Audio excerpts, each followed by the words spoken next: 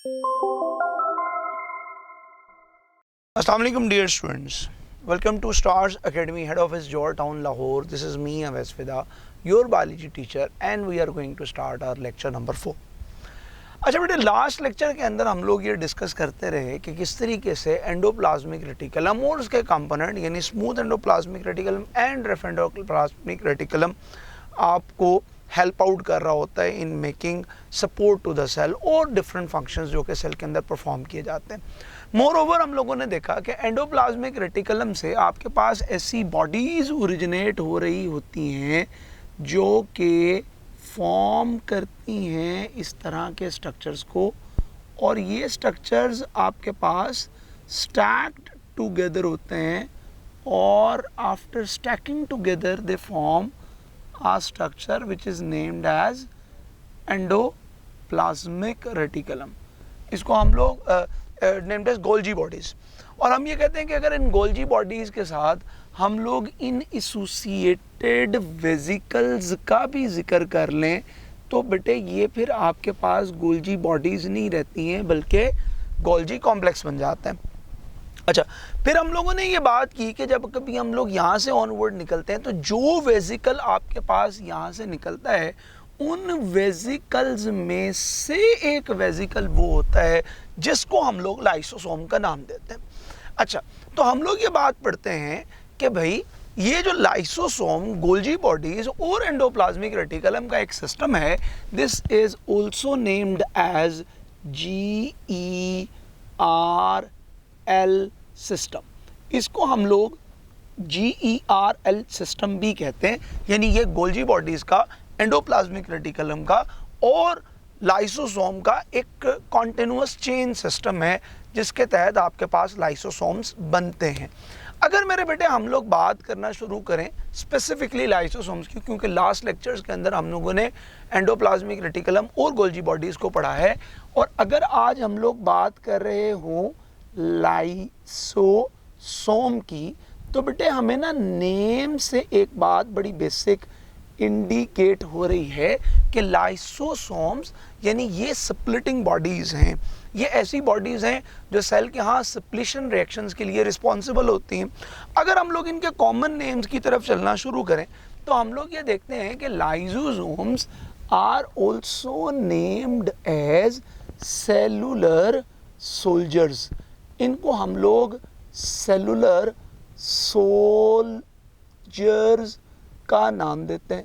अच्छा, सिर्फ हम लोग इनको सोल्जर्स नहीं मानते हैं, यानी हम लोग इनको सेल के डिफेंडर्स कहते हैं, जो ना सिर्फ आपको बैरूनी ख़तरात से बचाते हैं, यानी जिस तरह से सोल्जर्स आपकी सरजमीन के ऊपर ना सिर्फ बाहर के दुश्मनों को मारते हैं, अगर आपके घर में या आपके मुल्क में भी कोई दुश्मन क्रिएट होना शुरू होते हैं तो ये उनको भी मारते हैं।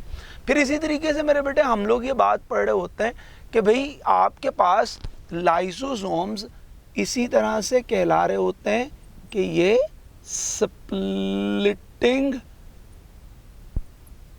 बॉडीज़ हैं, राइट। और मोर ओवर हम लोग ये बात करते हैं कि बेटे ये आपके पास सुसाइड बैग्स कंसिडर होते हैं, यानी जब कभी हम इसको एपोप्टोसिस के वे में कंसिडर करते हैं तो ये सुसाइड बैग्स कंसिडर किए जाते हैं, राइट। हमने ये कहा कि भाई आपके पास डेफिनेटली ये किस तरह से बनते होंगे कि यहाँ पर कोई एक जेनेटिक मटेरियल एग्जिस्ट करता होगा। ये जेनेटिक मटेरियल जो कि इस न्यूक्लियोप्लाज्म के अंदर मौजूद है, यहाँ से फॉर्म होकर निकलते होंगे मैसेंजर आरएनए। ये मैसेंजर आरएनए डेफिनेटली यहाँ पर मौजूद राइबोसोम से ट्रांसलेट होते हैं इनटू पॉलीपेप्टाइड चेन्स, और ये पॉलीपेप्टाइड चेन्स पैक हो जाती हैं इनटू दीज वेसिकल्स। जबकि यहाँ पर गोल्जी इन पॉलीपेप्टाइड चेन्स को मैच्योर करती है और ये मैच्योरिंग फेज और ट्रांस फेज और डिस्टल पोर्शन से रिलीज़ किए जाते हैं। वो एंजाइम्स जो कि आपके पास RER पे बने थे, वो एंजाइम अब इस वक्त एक ऐसे लाइसोसोम का हिस्सा होते हैं जिसको हम लोग प्राइमरी लाइसोसोम का नाम देते हैं। तो बेटे ये जो आपके पास लाइसोसोम बनता है जिसमें इनएक्टिव एंजाइम्स मौजूद हैं, इनको हम लोग प्राइमरी लाइसोसोम्स का नाम देते हैं, राइट। मेरे बेटे ये जो प्राइमरी लाइसोसोम्स आपके पास बनते हैं, हमने भी कहा कि ये इनएक्टिव एंजाइम्स कंटेन करते हैं। Depending upon the type of cell यहाँ पर मौजूद एंजाइम डिफर कर सकते हैं। हमने कहा आज तक हम लोगों ने ये देखा है कि यहाँ पर 40+ टाइप के एंजाइम्स मौजूद होते हैं। ज़्यादातर एंजाइम जो यहाँ पर पाए जाते हैं ये हाइड्रोलिटिक एंजाइम्स कहलाते हैं। मोर ओवर बेटे हम लोग ये देखते हैं कि यहाँ पर एसिड फॉस्फेटेजेस मौजूद होते हैं, या मेरे बेटे यहाँ पर सल्फाटेज एंजाइम मौजूद होते हैं, एंड मैनी मोर। हम लोग ये कह सकते हैं कि भाई ये आपके पास ऐसे सेल्स हैं जो कि लाइसिस का रोल प्ले करते हैं और समहाउ ये आपके सेल को डिफेंड करते हैं फ्रॉम फॉरेन इन्वेडर्स और sometime the old molecules already present in your cells to make the recycling process possible. अच्छा, अब हमने कहा जनाब ये प्राइमरी लाइसोसोम आपके पास बना, ये इनएक्टिव टाइप के एंजाइम्स कंटेन करता है, और आपके पास लेट सपोज अगर हम लोग ये कंसिडर इस तरह से करते हैं कि ये कोई मेरे बेटे सेल की एक बाउंड्री है, और ये लेट सपोज हम सेल की बाउंड्री कंसिडर करते हैं, राइट। और यहाँ से कोई एक पार्टिकल सेल के यहाँ आना चाहता है। सो वो पार्टिकल जो आपके पास यहाँ से सेल में एक्सेस करना चाह रहा है, हम ये कहते हैं कि ये पार्टिकल जो यहाँ से सेल के अंदर आना चाह रहा है, ये वाला particle basically invagination of membrane से आ रहा है। ये प्रोसेस जिसमें ये पार्टिकल सेल के यहाँ मूव करता है, this is named as endocytosis. यानी हम ये कह सकते हैं कि यहाँ पर जो प्रोसेस चल रहा है दिस इज एंडोसाइटोसिस। ये एंडोसाइटोसिस चल रही है, और एंडोसाइटोसिस के नतीजे में आपके पास यहाँ पर एक वेसिकल बन रहा है which can be termed as endosome, जिसको हम एंडोसोम का नाम देते हैं। अब आप ये बात जानते हैं कि ये एंडोसोम अगर आपके पास एक सॉलिड पार्टिकल होगा ना बेटे, तो फिर हम इसे बोलेंगे कि ये आपके पास है फैगोसोम। हाँ, ये हो सकता है कि आप इसे कंसिडर करें कि ये एक फैगोसोम है क्योंकि ये सॉलिड पार्टिकल है। पॉसिबली ये लिक्विड भी हो सकता है, उस सूरत में आप इसको टीनोसोम का नाम देते हैं, ठीक है जी। सो ये दोनों वर्ड यूज़ किए जा सकते हैं। एनीहाउ जी, हम ये कहते हैं कि बड़ी सीधे लफ्ज़ों में अगर बात की जाए तो ये कोई फूड है जो सेल के यहाँ दाखिल हो रहा है, इस वजह से इसको हम लोग फूड वैक्यूल भी कंसिडर करते हैं, ठीक है जी। इसको फूड वैक्यूल भी कंसिडर किया जा सकता है। सो हम लोगों ने ये कहा कि ये आपके पास एक बॉडी जो कि सेल के यहाँ दाखिल होती है और यहाँ पर प्राइमरी लाइसोसोम्स मौजूद होते हैं, ये दोनों चीज़ें इनकाउंटर करती हैं। यानी दिस प्राइमरी लाइसोसोम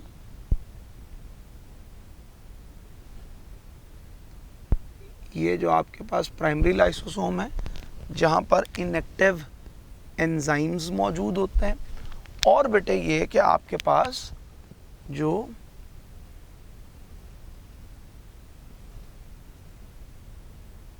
ये फूड वैक्यूल है जो कि आपके पास यहाँ पर आया है, ये दोनों एक दूसरे से इनकाउंटर करते हैं inside the cell.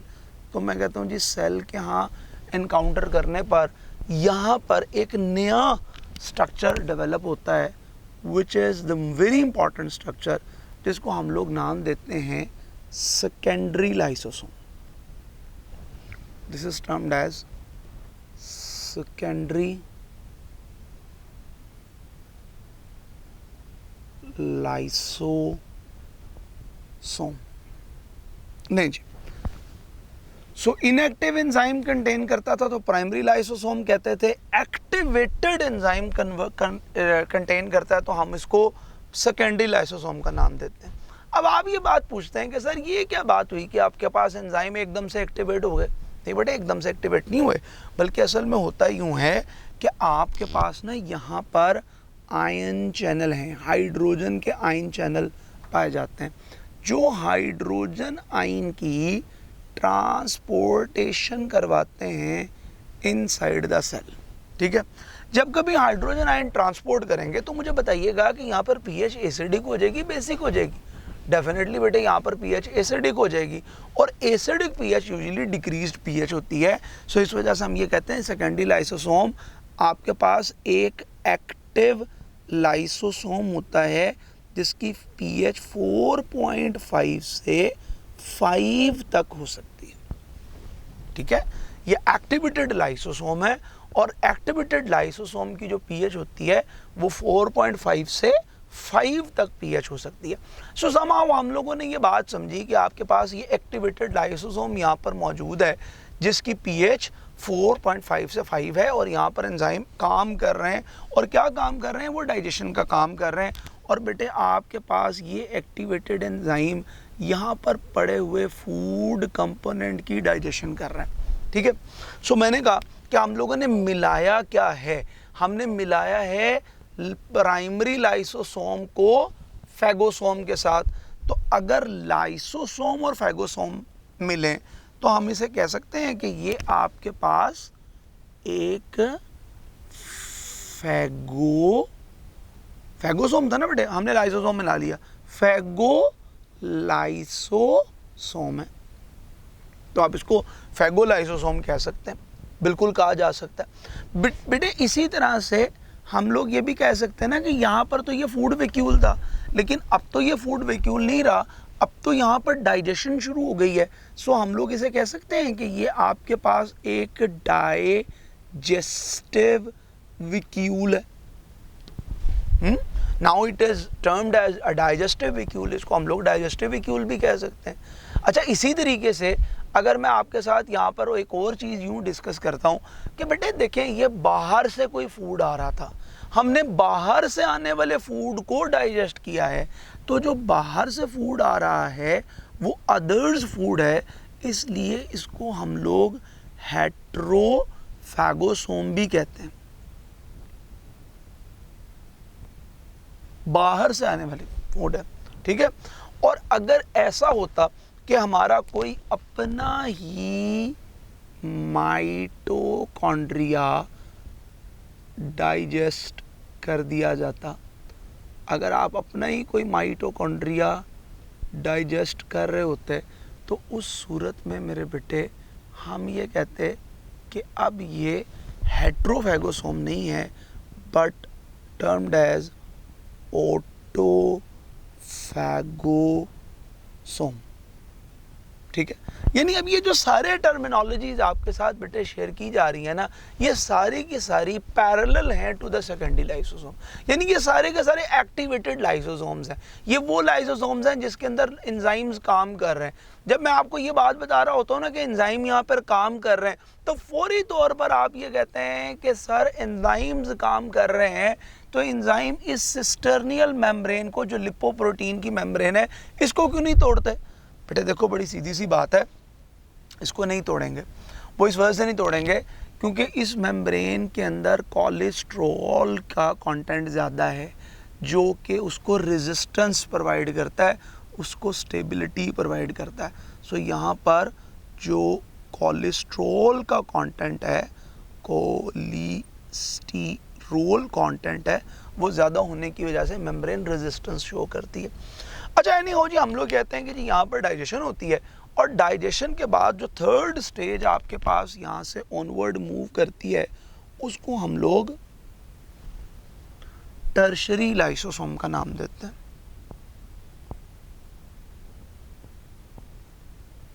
This is termed as tertiary lysosome.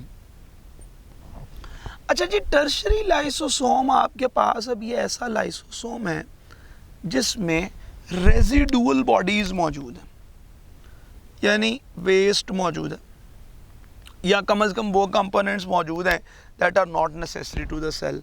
हमारे पास जितनी भी यूजफुल कंपोनेंट्स थे वो यूजफुल फूड कंपोनेंट हम लोगों ने एब्जॉर्ब कर लिए।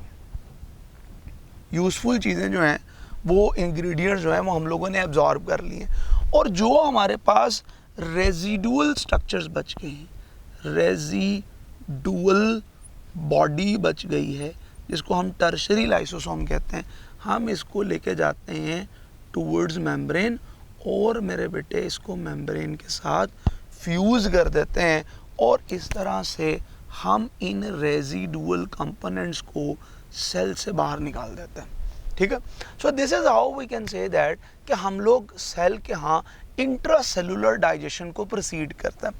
अब बेटे बात असल में ये है कि ये इंट्रासेलुलर डाइजेशन के फंक्शंस तो यहाँ पर हो रहे हैं और बाखूबी हो रहे हैं, और हम लोग ये कहते हैं कि ये फंक्शंस असल में इन एंजाइम के साथ एसोसिएटेड हैं that are exclusively present in the lysosomes, जो कि आपके पास लाइसोसोम्स में पाए जाते हैं।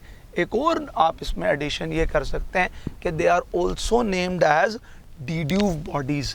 इनको हम लोग डिड्यूव बॉडीज़ का भी नाम देते हैं। क्यों इनको डिड्यूव बॉडीज़ का नाम देते हैं बेटे? इसलिए इनको डिड्यूव बॉडीज़ कहते हैं क्योंकि ये आपके पास इस तरह के स्ट्रक्चर्स हैं जो कि डिड्यूव ने डिस्कवर किए थे इन 1949। अच्छा, मोर ओवर हम ये कहते हैं कि बेटे आपके पास ये कौन से और फंक्शंस हैं जो परफॉर्म कर सकते होंगे? तो हमने कहा जनाब देखिए, आपके पास अगर रूल्स ऑफ लाइसोसोम्स को पढ़ा जाए, अगर रोल्स पढ़े जाएं लाइसोसोम के, तो हम लोग ये कहते हैं कि lysosomes are associated in intra cellular digestion. जब आपने इंट्रासेलुलर डाइजेशन कहा तो एक तरीके से मेरे बेटे ये इंट्रासेलुलर डिफेंस है, यानी अगर आप पैथोजन से बचा रहे हैं तो ये इंट्रासेलुलर डिफेंस का रोल प्ले कर रहा है। बिल्कुल सही है। उसने कहा जी मोर ओवर अगर आप इसको डिस्कस करना चाहते हो तो हम लोग ना बेटे एक्स्ट्रा सेलुलर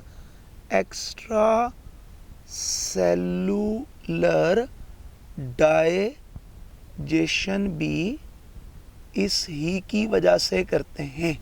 मिसाल के तौर पर मैं आपसे ये कहता हूँ कि बेटे मेरे पास ये एक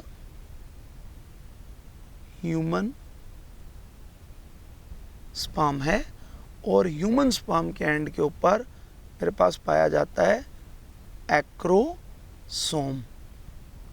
ठीक है, यहाँ पर एक्रोसोम पाया जाता है। सो ये एक्रोसोम जो वाइट लाइन मेम्ब्रेन ब्रेक करता है किसी एग की उसमें इनवर्ड ऐड होने के लिए, तो वो बेटे बेसिकली एक्स्ट्रा सेलुलर डाइजेशन में रोल प्ले कर रहा होता है।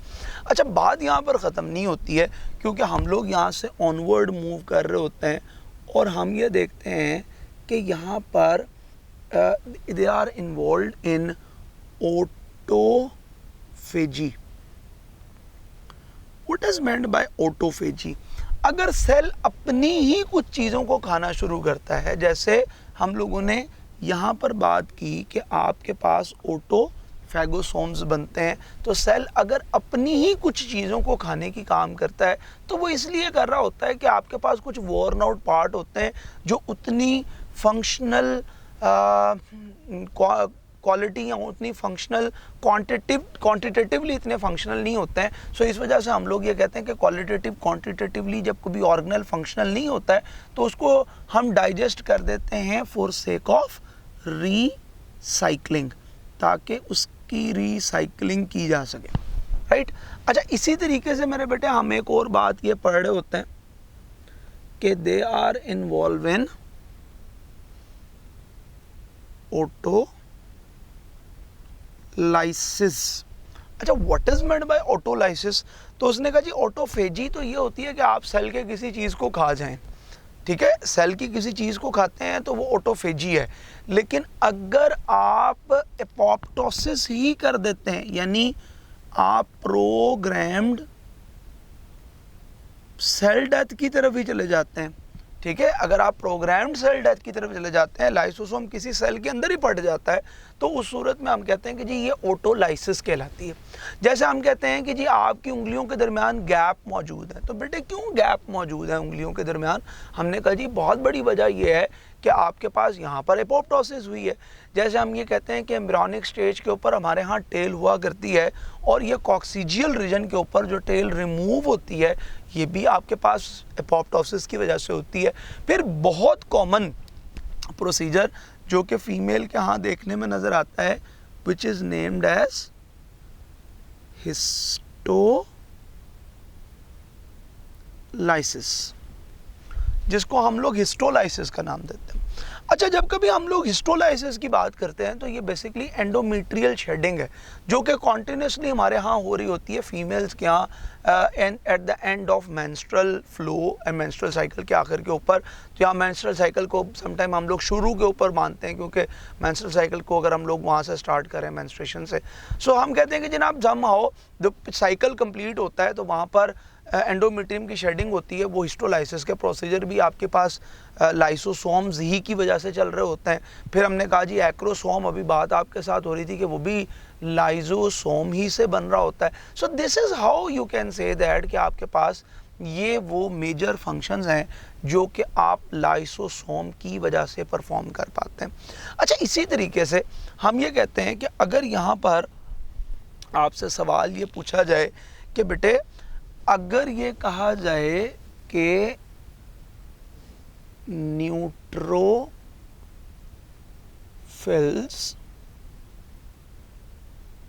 या बात हो ओस्टियोक्लास्ट सेल्स की, या बात हो माइक्रोग्लियल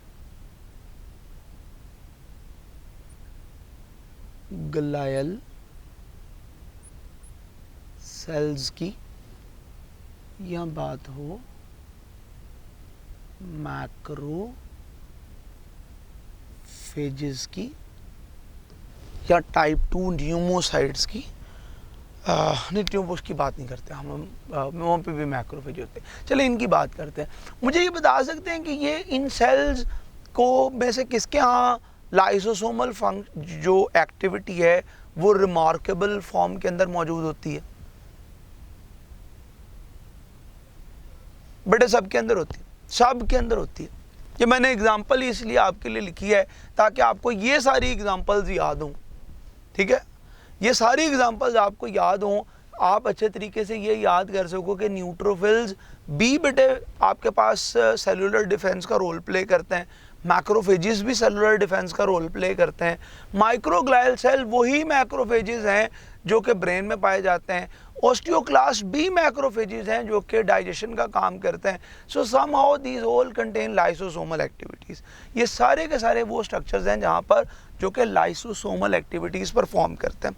अच्छा, मोर ओवर हम लोग फिर इस तरफ चलते हैं कि अगर ये लाइसोसोम ना हो तो किसके आउटकम्स क्या हो सकते हैं।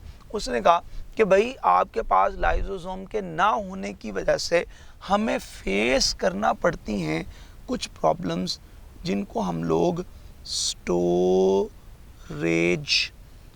डिजीज़ का नाम देते हैं। मेरे बेटे ये डिजीज़ क्या चीज़ होती है वैसे?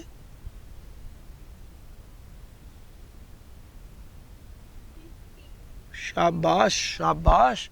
हम लोग ये कहते हैं कि डिजीज़ के ऊपर गौर कीजिए तो ये डिस-ईज़ है, यानी जब कभी आप ईज़ में नहीं होते हैं तो आप डिस-ईज़ हैं, इसलिए ये डिजीज़ ये वाला बात की जाती है।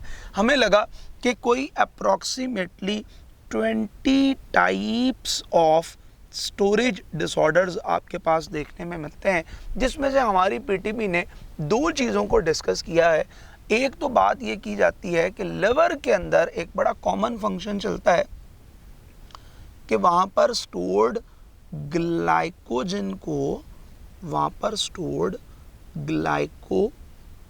को तोड़ दिया जाता है into glucose by a process of glycogenolysis. Glycogenolysis के ज़रिए हम ग्लाइकोजन की ब्रेक डाउन करते हैं, और हम लोग ये कहते हैं कि ये एक बड़ा कॉमन सा प्रोसेस है जो कि हर लिवर सेल के यहाँ चलता है, और इसके अंदर डिफरेंट एंजाइम इन्वॉल्व हैं, जिसमें से एक अल्फा ग्लाइकोसाइडेज एंजाइम है, यह अल्फा ग्लूकोसाइडेज है। अच्छा, ये जो अल्फा ग्लाइकोसाइडेज एंजाइम है, ये असल में इसकी ब्रेकडाउन करते हैं और इसको ग्लूकोज में चेंज कर देते हैं, जो कि ग्लाइकोजिनोलाइसिस कहलाती है। अच्छा, अब हो ये रहा है कि वो शख्स जिसके यहाँ अल्फा ग्लाइकोसाइडेज एंजाइम नहीं है, यानी ये एंजाइम जो आपके पास यहाँ पर मैच्योर हुआ, यहाँ पर बना, वो असल में यहाँ से शायद नहीं बन पाया। हाँ, इसी वजह से हम लोगों ने स्टोरेज डिजीज़ के हवाले से ये कंसिडर किया कि स्टोरेज डिजीज़ अमूमी तौर पर कंजेनिटल डिजीज़ होती हैं। मेरे बेटे बता सकते हैं कि कंजेनिटल डिजीज़ कौन सी डिजीज़ होती हैं?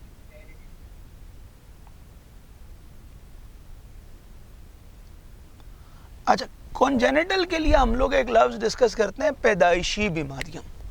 क्या ये ज़रूरी है कि हर पैदाइशी बीमारी जो है वो हेरिडिटी ही होनी चाहिए?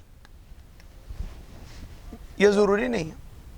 मिसाल के तौर पर मैं आपसे ये कहता हूँ कि किसी बच्चे को थायरॉक्सिन हार्मोन की कमी की वजह से, आयोडीन की माँ के अंदर कमी की वजह से कोई प्रॉब्लम आ गया है क्रिटिनिज्म का, तो ये हेरिडिटी डिजीज़ नहीं है, लेकिन ये आपके पास एक पैदाइशी मसला ज़रूर है, क्योंकि वो इस बीमारी के साथ पैदा हुआ है।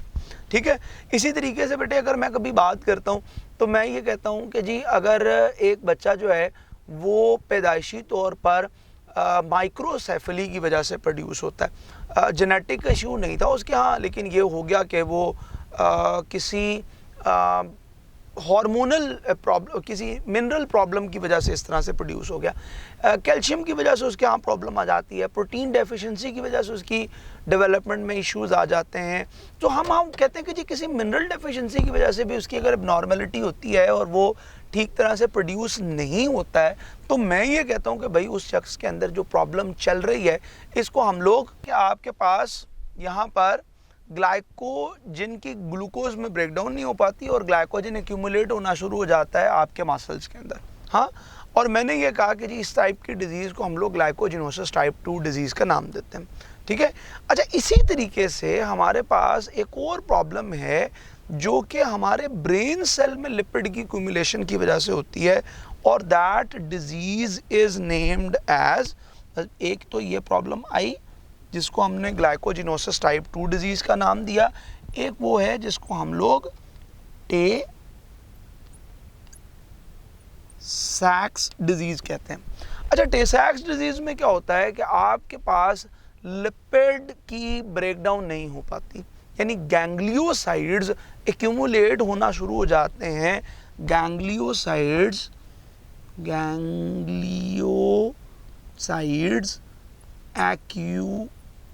accumulate in brain cells, brain cells में एक्यूमुलेट होता है जहाँ पर इनको ब्रेक होना चाहिए था। अब क्या होता है कि यहाँ पर एक्यूमुलेट होने की वजह से ब्रेन सेल्स के फंक्शन स्टॉप होना शुरू हो जाते हैं, प्राइमरीली मोटर फंक्शंस इफेक्ट होते हैं, यानी उस बॉडी, वो जो बच्चा होता है छोटा, वो अपने बेसिक फंक्शंस को परफॉर्म नहीं कर पाता, यानी अगर आप उसको आवाज़ दे रहे हैं तो वो पीछे मुड़ के नहीं देख सकेगा, कुछ बेसिक जेस्चर्स नहीं दे पाएगा, आहिस्ता आहिस्ता उसकी पूरी बॉडी जो है वो मोटर फंक्शंस को परफॉर्म नहीं कर रही होती। फिर वक्त गुजरने के साथ साथ ये मोटर फंक्शंस ख़त्म होने के साथ साथ एक और जो चीज़ देखने में नज़र आती है कि वो मेंटली रिटार्डेशन की तरफ जाना शुरू हो जाता है। उसके साइकोमोटर फंक्शन इफ़ेक्ट होने के साथ साथ उसके एसोसिएटिव फंक्शंस जो हैं, जिसमें वो सोच विचार का काम करता है, वो भी डिस्टर्ब होना शुरू हो जाते हैं और 3 सालों के अंदर या 4 सालों के अंदर उस बच्चे की डेथ हो जाती है। यानी ये आपके पास वो डिजीज़ है जो कि इट लीड्स टू डेथ। आप इसको कंट्रोल नहीं कर पाओगे। देखो, ग्लाइकोजिनोसिस टाइप 2 डिजीज़ को हम लोग कंट्रोल कर लेते हैं कि हम लोग फूड का कम इनटेक करते हैं, हम ग्लाइकोजन बनने ही नहीं देते, हम वक्फे के बाद खाते हैं, थोड़ा थोड़ा खाते हैं ताकि वो ग्लूकोज ही की फॉर्म में रहे और हमारे यहाँ स्टोर ना हो रहा हो। ठीक है, तो ये बात यहाँ पर इस तरह से की जाती है।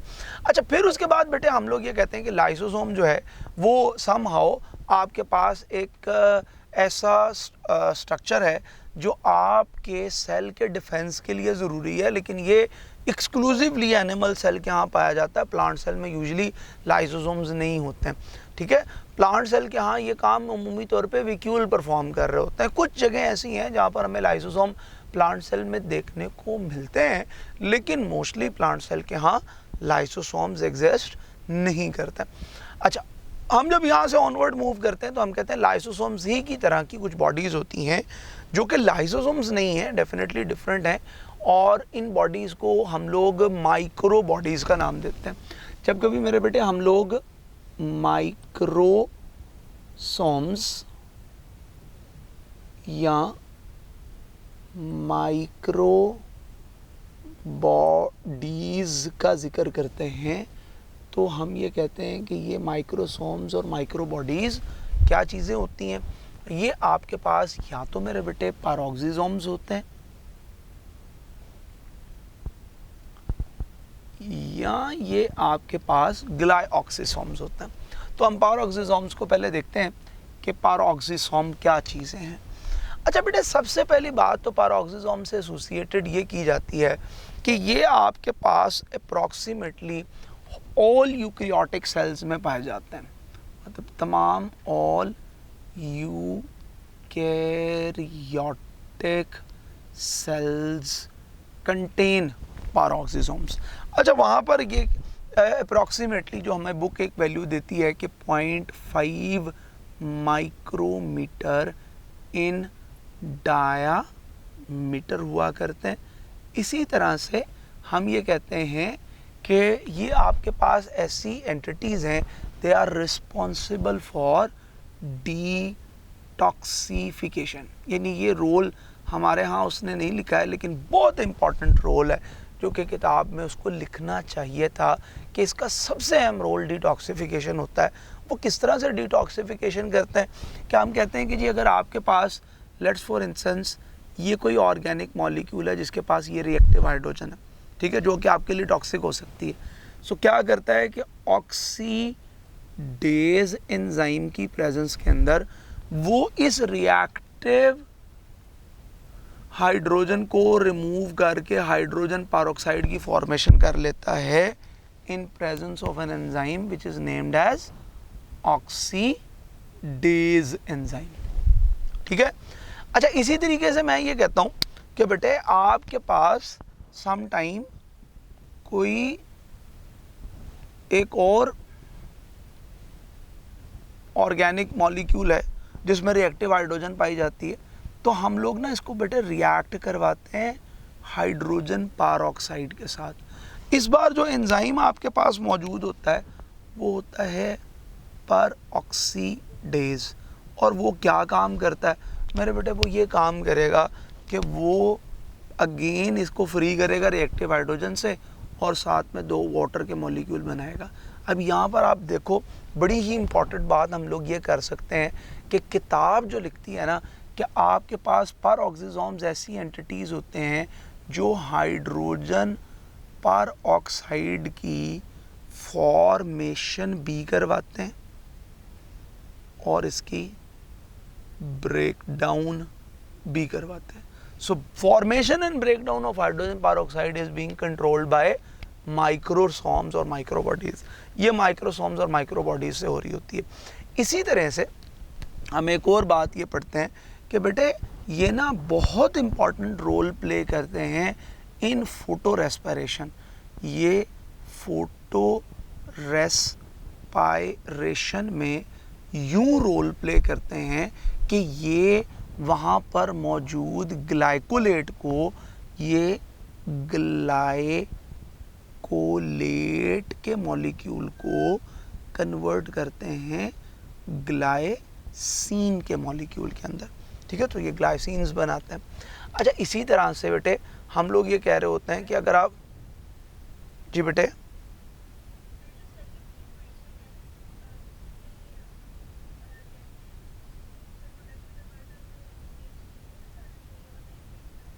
आप देखें बेटे ये 2H2 तो लिखा हुआ है। अच्छा अच्छा, ये ले, ठीक है, ठीक है जी। तो हम लोगों ने कहा कि यहाँ पर हाइड्रोजन पेरोक्साइड बनती है और टूट रही होती है। ठीक है जी। अच्छा अच्छा, उसके अलावा हम लोग ये कहते हैं, वो बस ऐसे फ्लो में लिखा गया। अच्छा, हम लोग ये बात पढ़ रहे होते हैं बेटे कि जब कभी भी आप ग्लाइकोलेट से ग्लाइसिन बना रहे होते हैं, ये आपके पास फोटो रेस्पिरेशन का रिएक्शन है, राइट।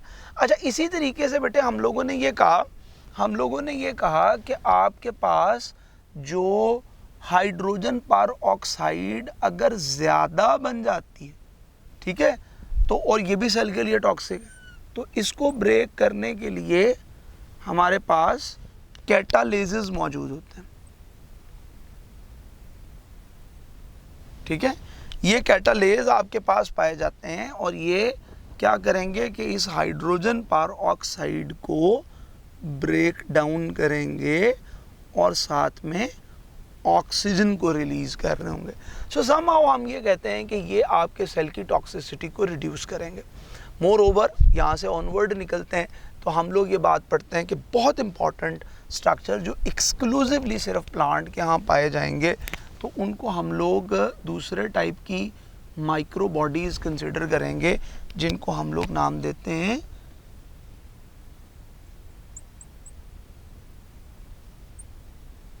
ग्लाइऑक्सीसोम्स का। लेकिन सिर्फ 3 बातें जो ग्लाइऑक्सीसोम्स में हमें याद रखना पड़ेंगी, वो ये कि ये पाए ही सिर्फ और सिर्फ प्लांट सेल्स में जाते हैं, और तमाम प्लांट सेल्स में नहीं होते हैं, बल्कि प्लांट सेल्स में भी सिर्फ और सिर्फ उनके सीड्स में पाए जाते हैं। और सीड्स में भी हमेशा नहीं होते हैं, बल्कि सीड्स भी सिर्फ वो जो कि ऑयल कंटेन करेंगे, और उनमें भी एक्टिव तब होंगे जब उनकी जर्मिनेशन होगी, right. So during germination of seeds हम लोगों को ये चीज़ देखने में नजर आएगी।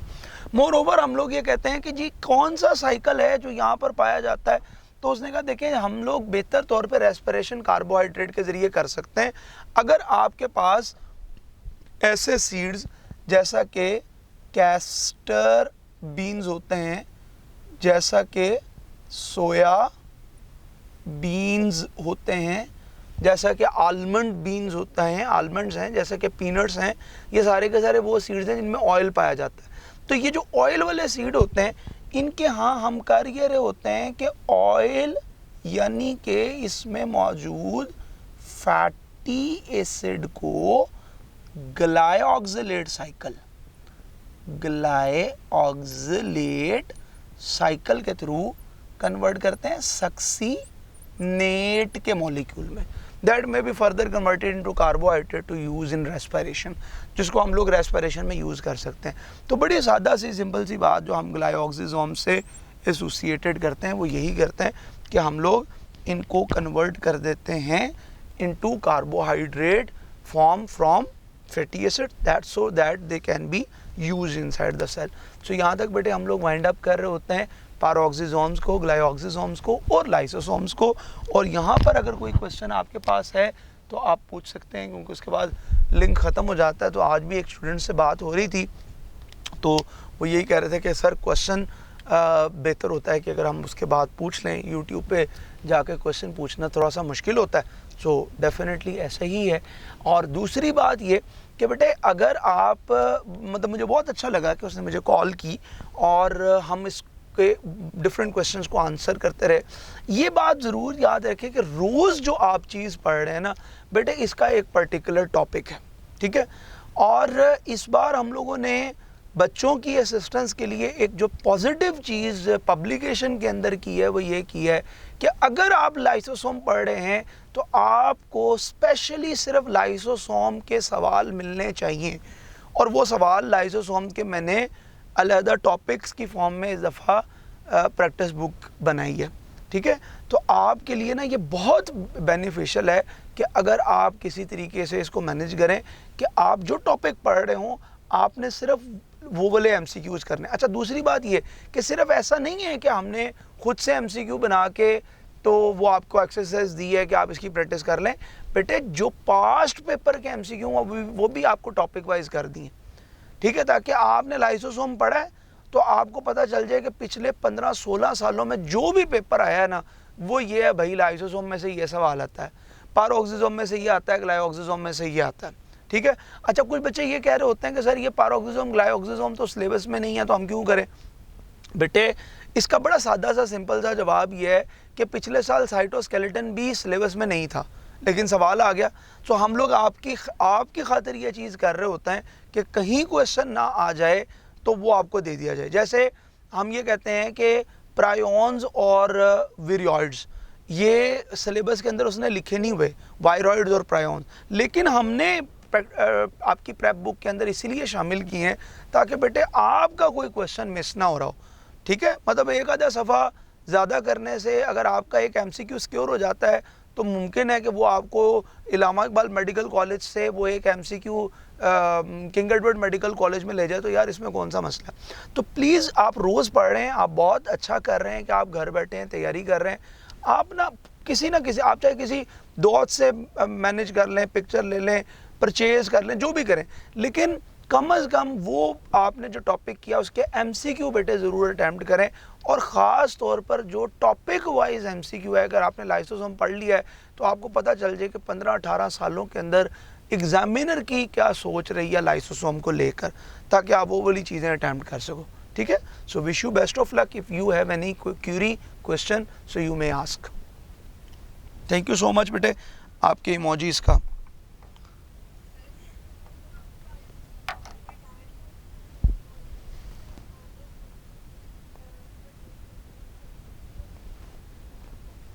बेटे आपकी आवाज़ नहीं आ रही सही, दोबारा थोड़ा ऊंची बोलिएगा।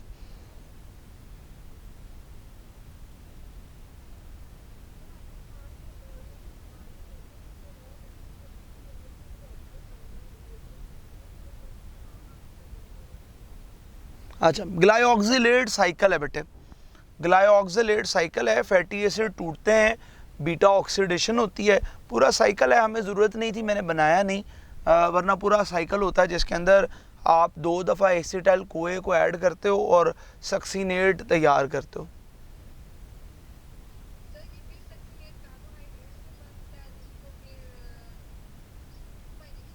जी बिल्कुल ठीक है, हम सक्सीनेट को यूज़ करते हैं, बिल्कुल ठीक बात है। डॉक्टर साहब दोनों करते हैं, दोनों करते हैं। वो भी डिटॉक्सिफायर है, ये भी डिटॉक्सिफायर है। वो अपने तौर पर चीज़ों की डिटॉक्सिफिकेशन कर रहा है। जब कभी हमने उसका लेक्चर पढ़ा तो हमने कहा वो भी डिटॉक्सिफिकेशन करता है। हाँ, ये भी डिटॉक्सिफिकेशन करता है, दोनों डिटॉक्सिफायर हैं जी। अच्छा, प्रेफर आप डेफिनेटली करोगे SCR को। उसकी रीज़न ये होगी कि वो बुक में मेंशन है, इस वजह से उसको कर रहे होते हैं।